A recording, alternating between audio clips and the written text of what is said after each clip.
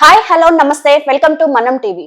సంక్రాంతికి చాలానే పెద్ద మూవీస్ వచ్చాయి, కానీ అందులో గేమ్ చేంజర్ కి వచ్చిన నెగిటివ్ టాక్ ఏ సినిమాకి రాలేదు. నెగిటివ్ టాక్ కానీ ట్రోలింగ్ కానీ రీసెంట్ గా చూసుకుంటే అసలు దీని వెనుక నిజంగా ఏమైనా కుట్రుందా అనేది తెలుసుకోవడానికి ప్రయత్నం చేద్దాం. ఇప్పుడు మనతో ఉన్నారు సీనియర్ జర్నలిస్ట్ కట్టా కార్తిక్ గారు. నమస్తే సార్. నమస్తే రమ్య. సార్, గేమ్ చేంజర్ మూవీని చూసుకుంటే నిజంగా చాలా నెగిటివ్ టాక్ ఉంది. అసలు నిజంగా ఆ మూవీ ఫ్లాప్ బేస్ అయినా లేకపోతే బయట ట్రోలింగ్స్ వల్ల అలా అయిందా? ఈ సంక్రాంతికి రిలీజ్ అయినటువంటి 3 సినిమాల్లో గేమ్ చేంజర్ ఒక సినిమా, చాలా పెద్ద బడ్జెట్ మూవీ సినిమా. అవును.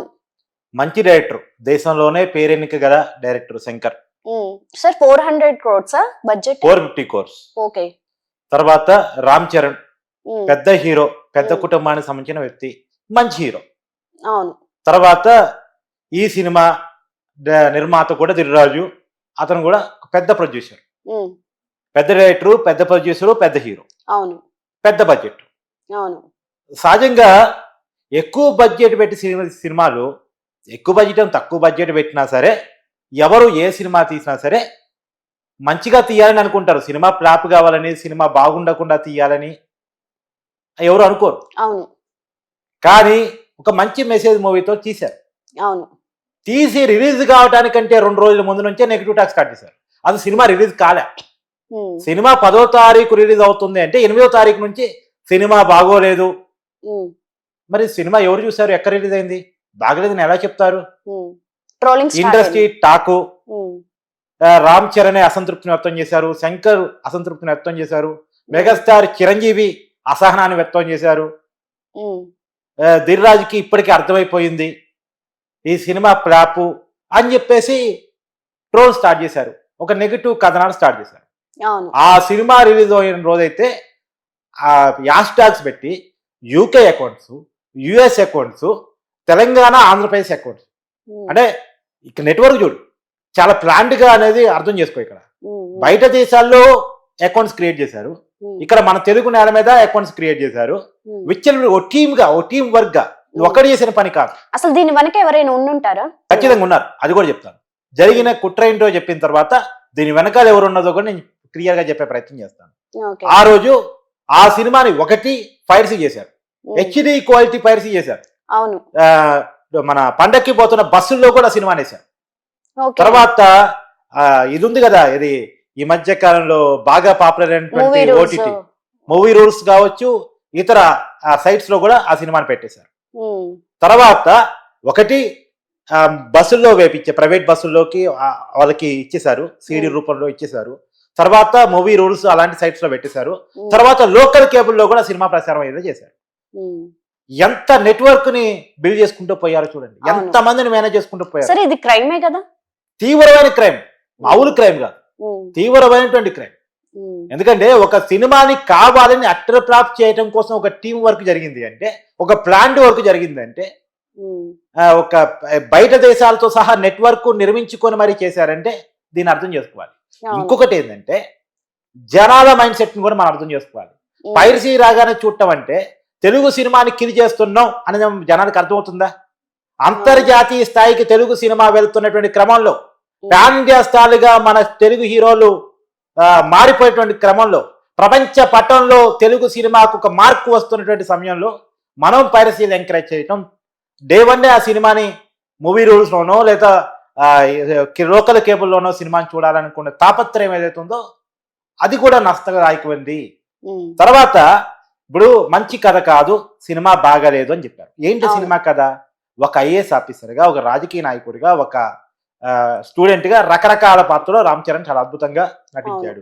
ఎలక్షన్ కమిషన్ విధుల్ని చాలా క్లియర్ గా ఇక్కడ చెప్పే ప్రయత్నం చేశారు. ఏం తీయాలి సినిమా అంటే?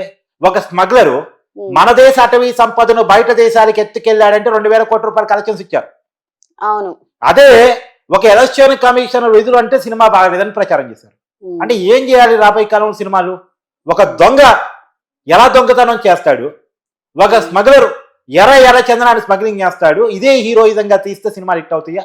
ఒక దొంగని హీరోగా, ఒక స్మగ్లర్ని హీరోగా, ఒక టెర్రరిస్ట్ని హీరోగా చేస్తే సినిమాలు హిట్ అవుతాయా? అసలు వీళ్ళు భారతీయులైనా నాకు తెలియకడుతా. ఆ సినిమా చూసి 2000 కోట్ల రూపాయలు కలెక్షన్స్ ఇచ్చిన వాళ్ళు ఇండియన్సేనా?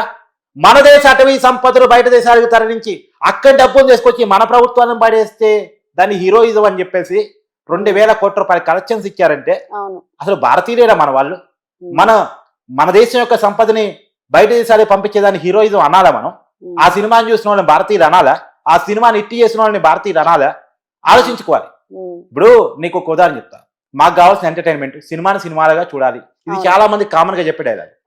అంతే కదా? నేను ఒక సిగరెట్, ఒక మందు బాట్లు, ఒక డ్రగ్స్ పెడతాను. ఈ 3 ఆరోగ్యానికి హానికరం. సరే, ఈ 3 కూడా తీవ్రత ఉంది. సిగరెట్ మీద మందు తీవ్రమైంది, మందు మీద డ్రగ్స్ తీవ్రమైంది. ఇప్పుడు డ్రగ్స్ అలవాటు చేసిన తర్వాత మందు బాటి చేతిలో పెట్టినా నా ఎంటర్టైన్మెంట్ నాకు కావాలి, మందు బాటి నాకు సరిపోదు, నాకు డ్రగ్స్ అయితేనే అన్నది ఒక మైండ్ సెట్ తయారైపోయింది. ఇప్పుడు పుష్ప లాంటి సినిమాలు, స్మగ్లింగ్ లాంటి సినిమాలు, దొంగల సినిమాలు వచ్చిన తర్వాత అదే ఎంటర్టైన్మెంట్ గా జనాల మైండ్ సెట్ లో పెట్టిన తర్వాత నిజానికి కొద్ది మంచి సినిమాలు వచ్చిన, అంటే మొత్తం మంచి సినిమాలు, సామాజిక ఆర్థిక కోణాల్లో వచ్చిన సినిమాలు, ప్రజల సమస్యల వచ్చిన సినిమాలు అని నేను చెప్పట్లేదు. కొంత మంచి మెసేజ్ తో వచ్చిన సినిమాలు కూడా ఆడటానికి అవకాశం లేదు. ఎందుకంటే ప్రజల మైండ్ సెట్ ట్యూన్ అయి ఉంది. దేనికి? మాకు బాగా ఎంటర్టైన్మెంట్ కావాలి, డైలాగులు కావాలి, ఫైట్లు కావాలి, టెర్రరిస్ట్ యాటిట్యూడ్ని చాలా అలవోగ్గా చూపించడం కావాలి అనేది జనాల మైండ్ సెట్ లో ట్యూన్ అయిపోయిన తర్వాత నువ్వు మంచి సినిమా చూద్దామన్నా కానీ అవకాశం లేదు. ఆ పరిస్థితిలోకి ఒక డ్రగ్ ని జనాల మైండ్ సెట్ జోలిచి మళ్ళీ అంటారు ఇష్టం ఉంటే చూడండి, లేకపోతే లేదు. అంటే ఇది ఎట్లా ఉంటుందంటే, చేతిలో సిగరెట్ పెట్టి తాగొద్దు, చేతిలో మందు బాటలు పెట్టి తాగటం ఆరోగ్యానికి హానికరం, చేతిలో డ్రగ్స్ పెట్టి ఇది మంచిది కాదు, నేను డ్రగ్ తీసుకోమని చెప్పానా? తీసుకోని చెప్పవసరం, చేతిలో పెడుతున్నావుగా. బయటకు సినిమాని అవుట్పుట్ గా ఇచ్చేస్తూ మరి నేను చూడమని చెప్పానంటే అర్థమై ఉంది. కాబట్టి ఖచ్చితంగా ఒక మంచి సినిమాని ఎంకరేజ్ చేయాల్సిన అవసరం ప్రజలకు కూడా ఉంది. ప్రజలకు కూడా ఆ బాధ్యత ఉంది. రేపు రాబోయే కాలంలో మంచి డైరెక్టర్లు ఒకప్పుడు భారతీయుల సినిమా లాగా, ఒకప్పుడు సోషల్ ఫ్యాంటసీ తోటి, ఒకప్పుడు ప్రజల సమస్యలతోటి సినిమా తీయాలంటే భయపడే పరిస్థితులు రావద్దు. అది జనాల మైండ్ సెట్ కూడా ఆ రకంగా మారాలి. నేను చెప్పింది జనాలకు అర్థం అవుతుందో లేదో తర్వాత, కానీ నేను మాత్రం మంచి చెప్పటం మానను కాబట్టి చాలా క్లియర్ గా చెప్తా ఉన్నాను. ఎందుకంటే కట్టా కార్తీక్ అనేవాడు ఎలక్షన్స్ ముందు నుంచి ప్రజలకు ఏది మంచో ఏది చెడో చెప్తా ఉన్నాడు, వింటా ఉన్నారు. అదే చదువుతో ప్రజలతో నేను చెప్తా ఉన్నాను. ఖచ్చితంగా ఏ సినిమా అనేది మనకి అవసరమైన కథ కాదా, అది మంచిని బోధిస్తుందా లేదా అని మాత్రమే చూసుకోండి. మన భారతీయ విలువల్ని, మన దేశాన్ని కించపరిచే సినిమాలకి మనం ఎంకరేజ్ చేయాల్సిన అవసరం లేదు. పైగా ఈ సినిమా మీద జరిగిన కుట్ర వెనకాల ఎవరున్నారని నువ్వు ఇందాక అడిగావు. ఎవరు అడిగావు? ఒక అగ్ర హీరోనే ఉన్నాడు అనేటువంటిది అనుమానం. ఈ గేమ్ చేంజర్ సినిమా కంటే ముందు రిలీజ్ అయిన సినిమాకి సంబంధించిన ఒక హీరో ఉన్నాడు అనేటువంటిది అనుమానం కాబట్టి నేను పేరు చెప్పట్లేదు. దాన్ని నిగ్గు తేల్చాల్సింది పోలీసులు. ఇప్పుడు నిన్న 6 అరెస్ట్ చేశారు. 6 చేశారు. 6 ఎవరు, వాళ్ళ కథ ఏంటి? మళ్ళా ఈ 6 జూనియర్ ఎన్టీఆర్ బొమ్మలు పెట్టుకుని ప్రచారం చేశారు. వాళ్ళేం జూనియర్ ఎన్టీఆర్ అభిమానులు కాదు. ఎందుకు? రామ్ చరణ్ ఫ్యాన్స్ కి, జూనియర్ ఎన్టీఆర్ ఫ్యాన్స్ కి గొడవ తేవాలి. ఈ నేరం అంతా జూనియర్ ఎన్టీఆర్ మీదకి, జూనియర్ ఎన్టీఆర్ అభిమానుల మీదకి నెట్టేయాలి. డైవర్షన్ చేపిచ్చేది వేరు, చేసేవాళ్ళు వేరు, కానీ పేరు మాత్రం జూనియర్ ఎన్టీఆర్ ఫోటో పెట్టి జూనియర్ ఎన్టీఆర్ ఫ్యాన్స్ గా చేస్తారు. ఎంత తెలివి చూడు, ఎంత టెక్నిక్ గా చేశారు. రెండోది పోలీసులు కూడా ఛాలెంజ్. ఎందుకంటే కొన్ని వందల వెబ్సైట్లు, కొన్ని వందల సైట్స్, కొన్ని వందల అకౌంట్స్ ఇదే పనిగా సినిమాని ట్రోల్ చేయటం. అది బాగాలేదు, సినిమా వేస్ట్, తీయటం రాలేదు, ఇలా చాలా నెగిటివ్ టాక్ ని క్రియేట్ చేశారు. సరే, సినిమా బాగోకపోతే వీళ్ళు ట్రోల్ చేసినా ట్రోల్ చేయకపోయినా సినిమా ఆడదు. సినిమా బాగున్నా ఆడకుండా చేయాలని చూసారా? ఇది కుట్రపూరితమైనటువంటిది.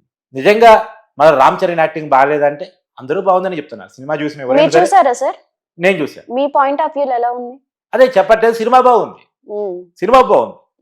ఎందుకు నచ్చలేదు అంటే, హీరోయిజాన్ని ఒక టెర్రరిస్ట్ యాక్టివిటీ తోటి, ఒక దొంగతోటి పోల్చి విపరీతమైన డైలాగులు పెట్టి నిజాన్ని విభిన్నం చేసి పోలీసులను కూడా పోయించే క్యారెక్టర్స్ చూసిన జనాలకి పోలీసుని హీరోగాను, ఒక ఐఏఎస్ హీరోగాను చూపిస్తానంటే నచ్చని పరిస్థితి. అది మరి జనాల మైండ్ సెట్స్ లో కూడా ఆ తేడా రావాలి. సరే, జనాలుగా చెప్పాలి. రెండోది, తమని చాలా బాధపడుతూ చాలా క్లియర్ స్టేట్మెంట్ ఇచ్చారు. తెలుగు సినిమాని మన వాళ్ళే చంపేస్తున్నారు. మరి ఇండస్ట్రీలో ఇది ఎందుకు, ఈ కల్చర్ ఎందుకు వచ్చిందో లేదో తెలియదు, నాకు తెలియదు. కానీ ఒకప్పుడు లేదు సార్, ఈ మధ్య కాలంలో ఇది అలవాటైంది. ఎస్ అంటే గేమ్ చేంజర్ ఆ టీంలో నుంచే కొంతమందిని కొవ్వట్టుగా మార్చుకొని ఆ సినిమాని అక్కడి నుంచే లీక్ చేసేసుకొని తర్వాత థియేటర్లో కెమెరాలు పెట్టి తీసేసి దాన్ని అప్లోడ్ చేసేసి దీన్ని అప్లోడ్ చేసేసి ఏ క్వాలిటీకి ఆ క్వాలిటీ హెచ్డి క్వాలిటీ కూడా వచ్చేసింది. అవును ఎంత దారుణం. సినిమా రిలీజ్ అయిన రోజే పైరసీ వచ్చేసింది. అవును సార్. ఇంకెవరు సినిమా థియేటర్ దాకా పోవటానికి ఇష్టపడతారు? ఫ్యామిలీ కూర్చొని ఇంట్లోనే వేసుకుంటారు, ఎందుకంటే థియేటర్ పోతే ఖర్చు కదా అనేది అవును ఆలోచించుకుంటారు కదా. అవును. కాబట్టి ఈ రకమైనటువంటి కల్చర్ అనేటువంటిది కరెక్ట్ కాదు. తమని చెప్పారు, అభిమానులు కోపాలంటే కొట్టుకోండి, కానీ సినిమా ఇండస్ట్రీ మీద పడకండి, అవును. జీవితాల మీద పడకండి. ఒక ప్రొడ్యూసరు అప్పో సొప్పో తీసి ఫైనాన్స్ పెట్టేసి అన్ని ఉన్న చోటల్లా డబ్బులు తీసుకొచ్చేసి తెలుగు సినిమా బతికితే మేమందరం బతుకుతాం అని తీసుకొచ్చి పెట్టుబడి పెడతాడు. ఆ పెట్టుబడి ఆధారంగా కొన్ని వందల మంది బతుకుతా ఉంటారు. ఇవాళ మీరు చేసే ట్రోలింగ్ వల్ల, నెగిటివ్ టాక్ వల్ల బాగున్న ఆ సినిమా ఆడకపోతాయి. ఇప్పుడు ఒకటి బాగా ప్రచారం వచ్చింది అనుకో సినిమాకి, యావరేజ్ ఉన్న హిట్ అవుతుంది. అవును సినిమాకి నెగిటివ్ టాక్ వచ్చింది అనుకో, అవును బాగున్న యావరేజ్ అయితే, యావరేజ్ ఉంటే ఫ్లాప్ అవుతుంది. అవును అంటే సినిమాకి వచ్చే కలెక్షన్ తగ్గించడానికి, సినిమా ఇమేజ్ డ్యామేజ్ చేయడానికి ఈ నెగిటివ్ టాక్ పనికి వస్తుంది. ఈ విపరీతమైన నెగిటివ్ టాక్ గతంలో ఎన్నడూ లేనంత అవును సార్. గా జాగింది. మరి ఇప్పటికి 6 అరెస్ట్ చేశారు. పోలీస్ ఎంక్వైరీ అయితే కొనసాగుతుంది. కానీ ఎంత కొనసాగినా, ఎంతమందిని పట్టుకున్నా అసలు తీగ దొరకటం అనేది చాలా కష్టం. ఎందుకంటే బయట విదేశాల్లో కూడా నెట్వర్క్ ఉంది. బయట విదేశాల్లో ఉన్న అరెస్ట్ చేయాలంటే విదేశీ చట్టాలు అడ్డు వస్తాయి. కాబట్టి ఈ నెట్వర్క్ ఛేదించడం మన లోకల్ పోలీసులు అవుతుందా కాదా అనేటువంటి చూడాలి. మహా అంటే ఏం చేయగలరు, ఐ బొమ్మలో ఉన్న లింక్స్ తీసేయగలరు, మూవీ రూల్స్ లో ఉన్నటువంటి లింక్స్ తీసేయగలరు. లేదు సిటీ కేబుల్స్ లో ఎవరైనా ప్రచారం చేస్తుంటే ఆల్రెడీ జరగాల్సిన నష్టం జరగాల్సిన నష్టం జరిగింది. కానీ రాబోయే కాలంలోనైనా సినిమాలు మీద ఈ ఎఫెక్ట్ పడకుండా చూసేలా జాగ్రత్తలు ఉంటే మంచిది అనేటువంటి నా అభిప్రాయం.